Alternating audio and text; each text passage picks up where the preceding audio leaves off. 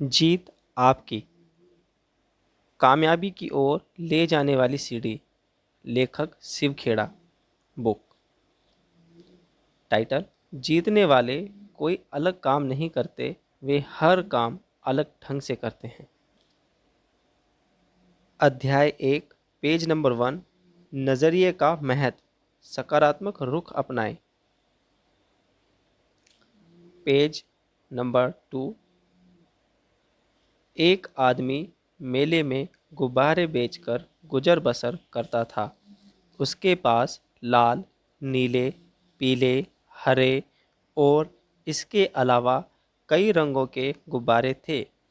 जब उसकी बिक्री कम होने लगती तो वह हीलियम गैस से भरा एक गुब्बारा हवा में उड़ा देता। बच्चे जब उस उड़ते गुब्बारे को देखते तो वैसा ही गुब्बारा पाने के लिए आतुर हो उठते। वैसे उसके पास गुब्बारे खरीदने के लिए पहुंच जाते और उस आदमी की बिक्री फिर बढ़ने लगती। उस आदमी की बिक्री जब भी घटती वह उसे बढ़ाने के लिए गुब्बारे उड़ाने का यही तरीका अपनाता। एक दिन गुब्बारे वाले को महसूस हुआ कि कोई उसके जैकेट को खींच रहा है। उसने पलटकर देखा तो वहाँ एक बच्चा खड़ा था।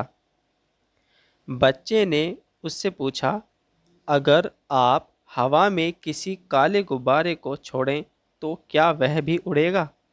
बच्चे के इस सवाल ने गुब्बारे वाले के मन को छू लिया। बच्चे की ओर मुड़कर उसने जवाब दिया, बेटे, गुब्बारा अपने रंग की वजह से नहीं बल्कि उसके अंदर भरी चीज की वजह से उड़ता है। हमारी जिंदगी में भी यही असूल लागू होता है।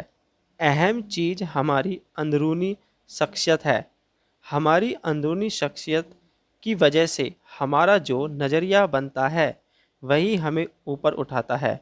हार्वर्ड विश्वविद्यालय के विलियम जेम्स का कहना है, हमारी पीढ़ी की सबसे बड़ी खोज यह है कि इंसान अपना नज़रिया बदलकर अपनी ज़िंदगी को बेहतर बना सकता है।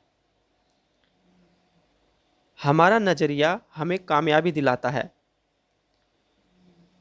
हार्वर्ड विश्वविद्यालय द्वारा कराए गए एक अध्ययन के मुताबिक 85% मौक़ों पर किसी इंसान को नौकरी या तरक्की उसके नज़रिए की वजह से मिलती है, बल्कि अक्लमंदी या ख़ास तथ्यों और आंकड़ों की जानकारी की वजह से केवल 15% मौक़ों पर ही मिलती है। ताज्जुब की बात यह है कि ज़िंदगी में कामयाबी दिलाने में तथ्यों और आंकड़ों की केवल 15% हिस्सेदारी होती है, पर शिक्षा के मद की सारी रकम इन्हीं चीज़ों को पढ़ाने में खर्च की जाती है। पेज नंबर 3, जीत आपकी नाम की यह किताब कामयाबी के बाकी 85% के बारे में ही है। अंग्रेजी भाषा में एटीट्यूड, नज़रिया, सबसे महत्वपूर्ण लफ्ज़ है। यह ज़िंदगी के हर पहलू पर असर डालता है, यहाँ तक कि आदमी की निजी और व्यावसायिक ज़िंदगी पर भी। क्या कोई आदमी अच्छे नज़रिए के बिना अच्छा अफसर बन सकता है? क्या कोई छात्र अच्छे नज़रिए के बिना अच्छा छात्र बन सकता है? क्या माँ बाप, शिक्षक, सेल्समैन, मालिक या कर्मचारी अच्छे नज़रिए के बगैर अपना किरदार अच्छी तरह निभा सकते हैं? हमारा क्षेत्र चाहे जो हो, कामयाबी की बुनियाद तो नज़रिया ही है। अगर कामयाब होने के लिए नज़रिए की इतनी अहमियत है तो क्या हमें ज़िंदगी के बारे में अपने नज़रिए की जांच परख नहीं करनी चाहिए? और क्या हमें खुद से यह सवाल नहीं करना चाहिए कि हमारा नज़रिया हमारी मकसद पर कैसे असर डालता है? हीरो से भरा खेत। हफीज़ अफ्रीका का एक किसान था। वह अपनी ज़िंदगी से खुश और संतुष्ट था। हफीज़ खुश इसलिए था कि वह संतुष्ट था। वह संतुष्ट इसलिए था क्योंकि वह खुश था। एक दिन एक अक्लमंद आदमी उसके पास आया। उसने हफीज़ को हीरो के महत्व के और उनसे जुड़ी ताकत के बारे में बताया। उसने हफीज से कहा, अगर तुम्हारे पास अंगूठे जितना भी बड़ा हीरा हो तो तुम पूरा शहर खरीद सकते हो, और अगर तुम्हारे पास मुट्ठी जितना बड़ा हीरा हो तो तुम अपने लिए शायद पूरा देश ही खरीद लो। वह अक्लमंद आदमी इतना कहकर चला गया। उस रात हफीज सो नहीं सका। वह असंतुष्ट हो चुका था, इसलिए उसकी खुशी भी खत्म हो चुकी थी। दूसरे दिन सुबह होते ही हफीज ने अपने खेतों को बेचने और अपने परिवार की देखभाल का इंतजाम किया और हीरे खोजने के लिए रवाना हो गया। वह हीरों की खोज में पूरे अफ्रीका में भटकता रहा, पर उन्हें पा नहीं सका। उसने उन्हें पूरे यूरोप में भी ढूंढा, पर वे उसे वहाँ नहीं मिले। स्पेन पहुंचते पहुंचते वह मानसिक, शारीरिक और आर्थिक स्तर पर पूरी तरह टूट चुका था। वह इतना मायूस हो चुका था कि उसने बार्सिलोना नदी में कूदकर खुदकुशी कर ली। इधर जिस आदमी ने हफीज के खेत खरीदे थे, वह एक दिन उन खेतों से होकर बहने वाले नाले में अपने ऊँटों को पानी पिला रहा था। तभी सुबह के वक्त उग रहे सूरज की किरणें नाले के दूसरी ओर पड़े, एक पत्थर पर पड़ी और वह इंद्रधनुष की तरह जगमगा उठा। यह सोचकर कि वह पत्थर उसकी बैठक में अच्छा दिखेगा, उसने उसे उठाकर अपनी बैठक में सजा दिया। उसी दिन दोपहर में हफीज को हीरो के बारे में बताने वाला आदमी खेतों के इस नए मालिक के पास आया। उसने उस जगमगाते हुए पत्थर को देखकर पूछा, क्या हफीज लौट आया? नए मालिक ने जवाब दिया, नहीं, लेकिन आपने यह सवाल क्यों पूछा? अक्लमंद आदमी ने जवाब दिया, क्योंकि यह हीरा है, मैं उन्हें देखते ही पहचान जाता हूँ। नए मालिक ने कहा, नहीं, यह तो महज एक पत्थर है, मैंने इसे नाले के पास से उठाया है। आइए मैं आपको दिखाता हूँ, वहाँ पर ऐसे बहुत सारे पत्थर पड़े हुए हैं। उन्होंने वहाँ से नमूने के तौर पर बहुत सारे पत्थर उठाए और उन्हें जांचने परखने के लिए भेज दिया। वे पत्थर हीरे ही साबित हुए। उन्होंने पाया कि उस खेत में दूर दूर तक हीरे दबे हुए थे। इस कहानी से हमें यह सीख मिलती है, इससे हमें 6 सीख मिलती हैं। नंबर 1, जब हमारा नज़रिया सही होता है तो हमें महसूस होता है कि हम हीरो से भरी हुई ज़मीन पर चल रहे हैं। मौके हमेशा हमारे पांव तले दबे हुए हैं। हमें उनकी तलाश में कहीं जाने की ज़रूरत नहीं है, हमें केवल उनको पहचान लेना है। नंबर 2, दूसरों के खेत की घास हमेशा हरी लगती है। नंबर 3, हम दूसरों के पास मौजूद चीज़ों को देखकर ललचाते रहते हैं, इसी तरह दूसरे हमारे पास मौजूद चीज़ों को देखकर ललचाते हैं। हमसे अपनी जगह की अदला बदली करने का मौका हासिल करके उन्हें खुशी होती होगी। नंबर 4, जिन्हें मौके की पहचान नहीं होती, उन्हें मौके का खटखटाना शोर लगता है। नंबर 5, मौका जब आता है तो लोग उसकी अहमियत नहीं पहचानते, जब मौका जाने लगता है तो उसके पीछे भागते हैं। नंबर 6, कोई मौका दोबारा नहीं खटखटाता, दूसरा मौका पहले वाले मौके से बेहतर या बदतर हो सकता है, पर वह ठीक पहले वाले मौके जैसा नहीं हो सकता। इसलिए सही वक्त पर सही फैसला लेना बेहद ज़रूरी होता है। गलत वक्त पर लिया गया सही फैसला भी गलत फैसला बन जाता है। पेज नंबर 4, डेविड और गोलियत। हम सभी बाइबिल में बताई गई डेविड और गोलियत की कहानी जानते हैं। गोलियत एक राक्षस था। उसने हर आदमी के दिल में अपनी दहशत बैठा रखी थी। एक दिन 17 साल का एक भेड़ चराने वाला लड़का अपने भाइयों से मिलने के लिए आया। उसने पूछा, तुम लोग इस राक्षस से लड़ते क्यों नहीं हो? उसके भाई गोलियत से डरते थे। उन्होंने जवाब दिया, क्या तुमने देखा नहीं कि वह इतना बड़ा है कि उसे मारा नहीं जा सकता? इस पर डेविड ने कहा, बात यह नहीं कि बड़ा होने की वजह से उसे मारा नहीं जा सकता, बल्कि हकीकत यह है कि वह इतना बड़ा है कि उस पर लगाया गया निशाना चूक ही नहीं सकता। उसके बाद जो हुआ वह सबको मालूम है। डेविड ने उस राक्षस को गुलेल से मार डाला। राक्षस वही था, लेकिन उसके बारे में डेविड का नज़रिया अलग था।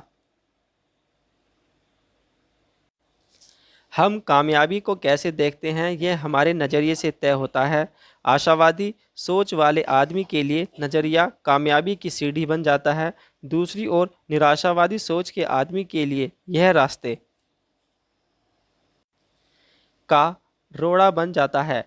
थिंक एंड ग्रो रिच और कोई अन्य किताबों के लेखक नेपोलियन हिल का कहना है कि हर समस्या अपने साथ अपने बराबर या अपने से भी बड़ा अवसर साथ लाती है। Page number 5 and 6। संस्थाओं के लिए नज़रिए का महत्व।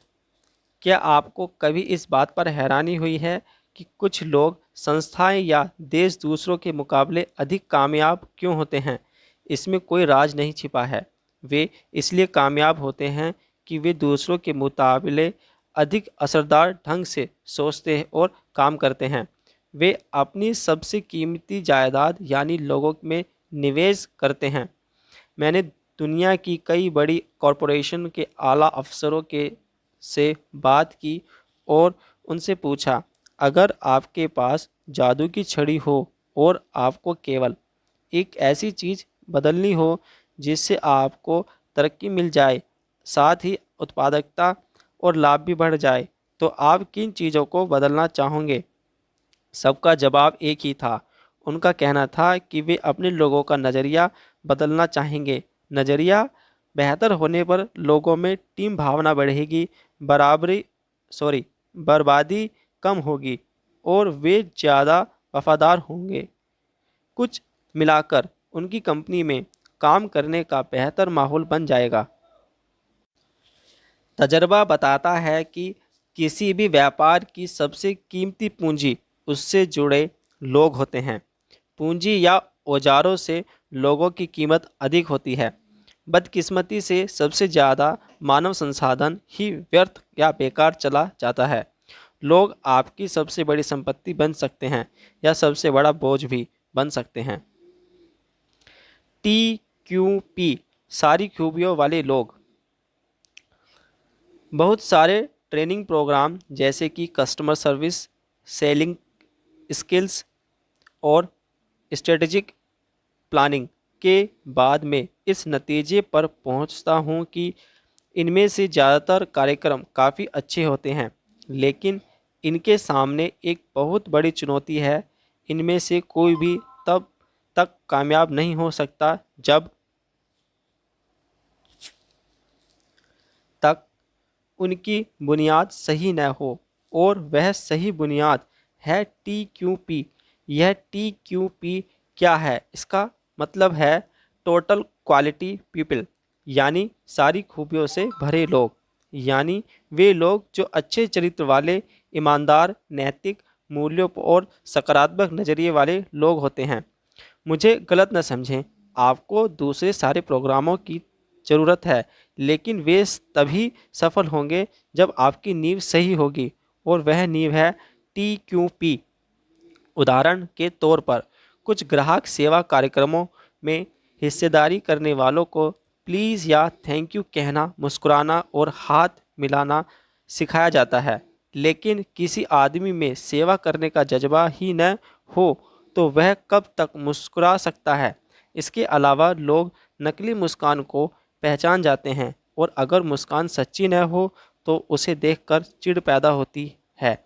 मेरा कहना है कि असलियत को दिखावे पर हावी होना चाहिए, न कि दिखावे को असलियत पर। बेशक ग्राहकों से पैसा आने वाले लोगों को प्लीज़ और थैंक यू कहना चाहिए और मुस्कुराना चाहिए, ये बातें महत्वपूर्ण हैं, लेकिन याद रखें कि अगर मन में सेवा करने की भावना हो तो आम जिंदगी में ये बातें खुद ब खुद आसानी से शामिल हो जाती हैं। एक बार एक आदमी मशहूर फ्रांसिस दार्शनिक ब्लेज पास्कल से मिला और उनसे कहा, अगर मेरे पास आपके जैसा दिमाग हो तो मैं बेहतर इंसान बन जाऊंगा।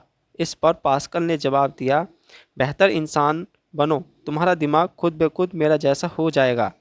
महान संगठनों को तनख्वाहों या काम करने के हालात के पैमाने पर नहीं आंका जाता है, उन्हें भावना, नज़रिए और आपसी संबंधों के पैमानों पर आंका जाता है। जब कर्मचारी कहते हैं मैं यह काम नहीं कर सकता, तो इसके दो मायने हो सकते हैं।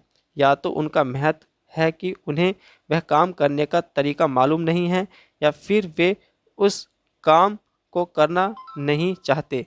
अगर वे काम करने का तरीका नहीं जानते हैं तो यह टेक्निकल ट्रेनिंग का मुद्दा है, लेकिन अगर वे काम नहीं करना चाहते हैं तो यह नज़रिए से जुड़ा मुद्दा हो सकता है।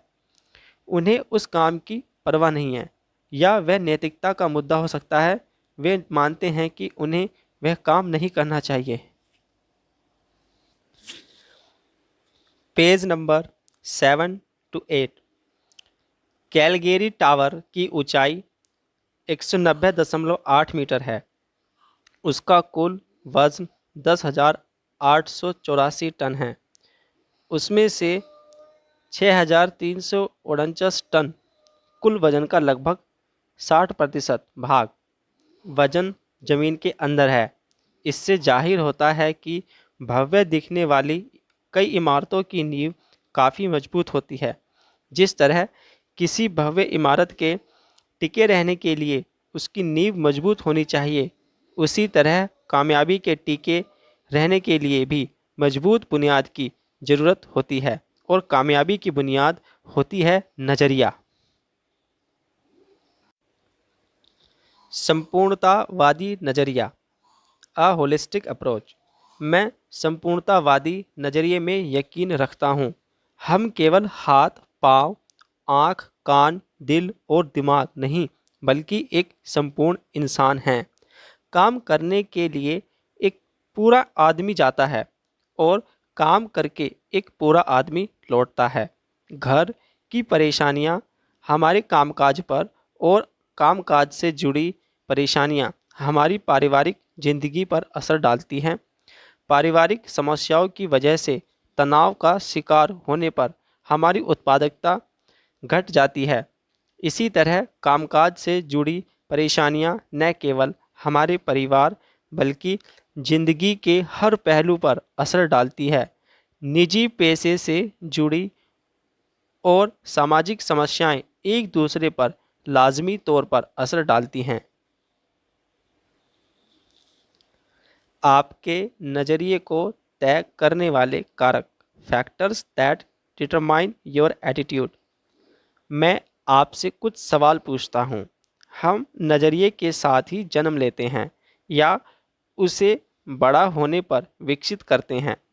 हमारा नज़रिया किन चीज़ों से बनता है? अगर माहौल की वजह से ज़िंदगी के बारे में आपका नज़रिया नकारात्मक हो गया है तो क्या आप उसे बदल सकते हैं?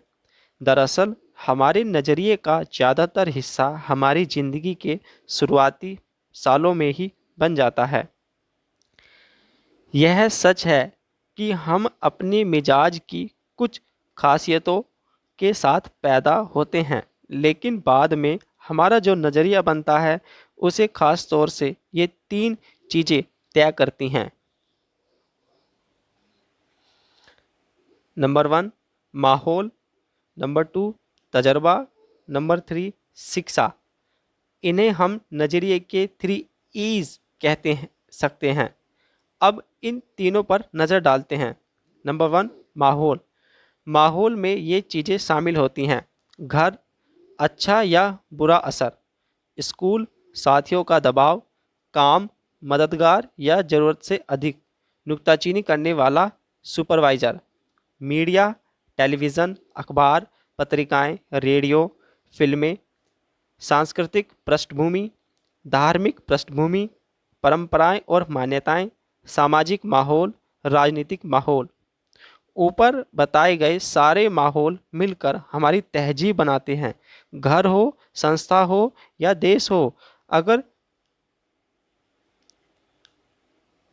हर जगह की अपनी एक तहजीब होती है। उदाहरण के तौर पर आप एक स्टोर में जाते हैं तो वहाँ के मैनेजर से लेकर सेल्स क्लर्क तक को विनम्र, मददगार, दोस्ताना और खुश मिजाज से भरा पाते हैं। फिर आप दूसरी दुकान में जाते हैं तो वहाँ काम करने वाले को रूखा और बदतमीज पाते हैं। आप एक घर में जाते हैं तो वहाँ माँ बाप और बच्चों को तमीज़ वाला, मिलनसार और दूसरों का ख्याल रखने वाला पाते हैं। जबकि दूसरे घर में जाने पर हर आदमी को कुत्ते बिल्लियों की तरह आपस से लड़ता पाते हैं। जिन देशों की सरकारों और राजनीतिक माहौलों में ईमानदारी होती है, वहाँ के लोग भी आम तौर पर ईमानदार, कानून का पालन करने वाले और मददगार होते हैं। इसका उल्टा भी उतना ही सही है। जिस तरह बेईमान और भ्रष्ट माहौल में एक ईमानदार आदमी का जीना मुश्किल हो जाता है, उसी तरह ईमानदारी से भरे माहौल में बेईमान व्यक्ति को मुश्किल होती है। अच्छे माहौल में मामूली कर्मचारी की भी काम करने की शक्ति बढ़ जाती है, जबकि बुरे माहौल में अच्छा काम करने वाले की काम करने की शक्ति घट जाती है। Page number 9 to 10। तहजीब कभी नीचे से ऊपर की ओर नहीं जाती है, बल्कि वह हमेशा ऊपर से नीचे की ओर आती है। हमें पीछे मुड़कर देखना चाहिए कि हमने खुद के लिए और अपने आसपास के लोगों के लिए कैसा माहौल तैयार किया है। बुरे माहौल में लोगों से अच्छे व्यवहार की आशा नहीं की जा सकती। जहां कानून का न होना ही कानून बन जाता हो, वहां ईमानदार नागरिक भी चोर, उचक्के और बेईमान हो जाते हैं। कुछ समय निकालकर इस बात का गौर कीजिए कि हमारा माहौल हम पर कैसे असर डालता है और हम जो माहौल तैयार करते हैं वह दूसरों पर कैसे असर डालता है। नंबर 2, तजर्बा। अलग अलग लोगों से मिले तजर्बे के मुताबिक हमारा व्यवहार भी बदल जाता है। अगर किसी इंसान के साथ हमें अच्छा अनुभव मिलता है तो उसके बारे में हमारा नज़रिया अच्छा होता है, पर बुरा अनुभव मिलने पर हम सावधान हो जाते हैं। अनुभव और घटनाएं हमारी ज़िंदगी के संदर्भ बिंदु बन जाते हैं। हम उनसे नतीजा निकालते हैं जो भविष्य के लिए मार्गदर्शन की भूमिका निभाते हैं। नंबर 3, शिक्षा। शिक्षा औपचारिक और अनौपचारिक दोनों तरह की होती है। आजकल हम लोग सूचनाओं के सागर में गोते लगा रहे हैं, लेकिन ज्ञान और समझदारी का अकाल पड़ा हुआ है। ज्ञान को योजनाबद्ध ढंग से समझदारी में बदला जा सकता है और समझदारी हमें कामयाबी दिलाती है। शिक्षक की भूमिका काफ़ी महत्वपूर्ण होती है। उसका प्रभाव अनंत काल तक रहता है। इसके असर की लहरें अनगिनत हैं। शिक्षा ऐसी होनी चाहिए जो हमें केवल रोजी रोटी कमाना नहीं, बल्कि जीने का तरीका भी सिखाए।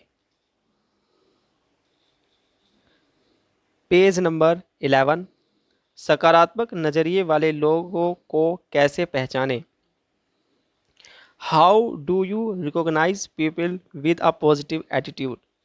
जिस तरह सेहत खराब न होने का मतलब अच्छी सेहत नहीं होता, उसी तरह किसी शिक्षक सॉरी किसी इंसान के नकारात्मक न होने का मतलब यह नहीं होता कि वह सकारात्मक है। सकारात्मक नज़रिए वाले लोगों की शख्सियत में कुछ ऐसी खासियतें होती हैं जिनकी वजह से उन्हें आसानी से पहचाना जा सकता है। ऐसे लोग दूसरों का ख्याल रखने वाले, आत्मविश्वास से भरे, धीरज वाले और विनम्र होते हैं। ये लोग खुद से और दूसरों से काफ़ी ऊंची उम्मीदें रखते हैं। उन्हें अच्छे नतीजे हासिल होने की आशा रहती है। सकारात्मक नज़रिया वाला आदमी हर मौसम में फलने वाले बारहमासी फल जैसा होता है। उसका हमेशा स्वागत किया जाता है। सकारात्मक नज़रिए के फ़ायदे। सकारात्मक नज़रिए के कई फ़ायदे होते हैं। इन्हें आसानी से देखा जा सकता है, लेकिन आसानी से दिखाई देने वाली चीज़ें को उतनी ही आसानी से अनदेखी भी कर दिया जाता है। सकारात्मक नज़रिया आपके लिए फ़ायदेमंद। पॉइंट, शख्सियत खुशनुमा हो जाती है।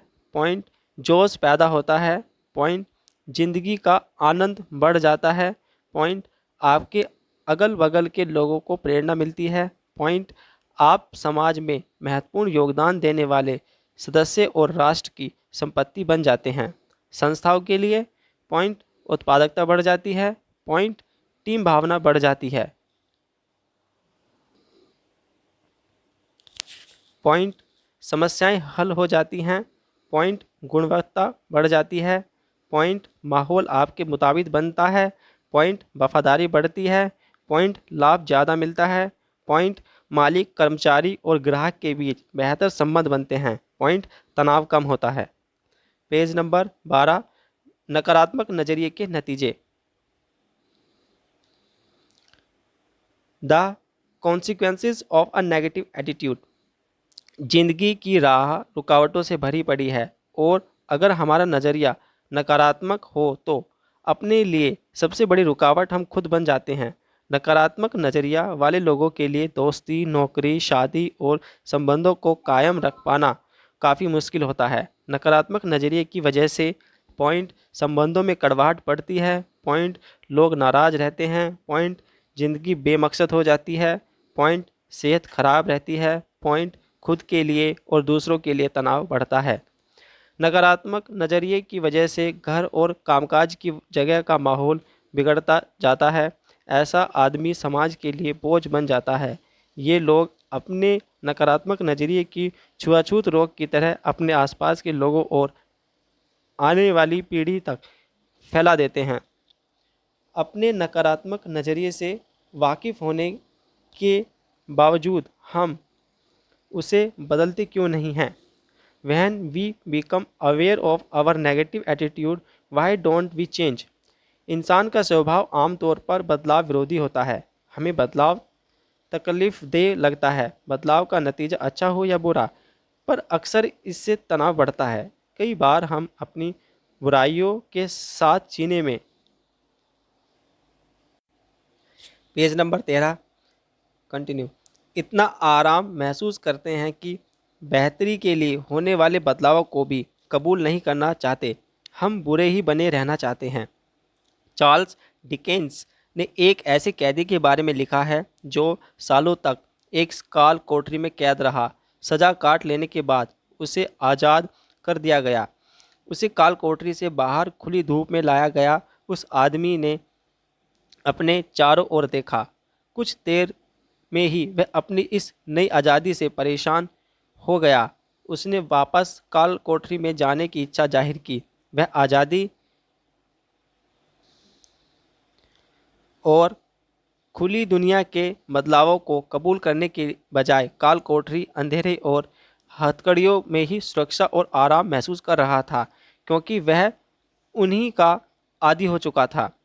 इन दिनों भी कई कैदी ऐसा ही व्यवहार करते हैं। एक अनजाने संसार के साथ तालमेल कायम करने का तनाव उनकी बर्दाश्त से बाहर होता है, इसलिए वे जानबूझकर और अपराध करते हैं ताकि उन्हें वापस जेल में भेज दिया जाए। वहाँ उनकी आज़ादी भरे ही पाबंदी रहती हो, लेकिन उन्हें अपने बारे में कम फैसले लेने पड़ते हैं। अगर हमारा नज़रिया नकारात्मक है तो हमारी ज़िंदगी सीमाओं में कैद है। ऐसी नज़रिए की वजह से हमको अपने काम में सीमित कामयाबी ही मिल सकेगी, हमारे दोस्तों की तादाद कम होगी और हम जिंदगी का कम आनंद उठा पाएंगे। अगले अध्याय में मैं सकारात्मक नज़रिया विकसित करने के तरीके के बारे में चर्चा करूंगा।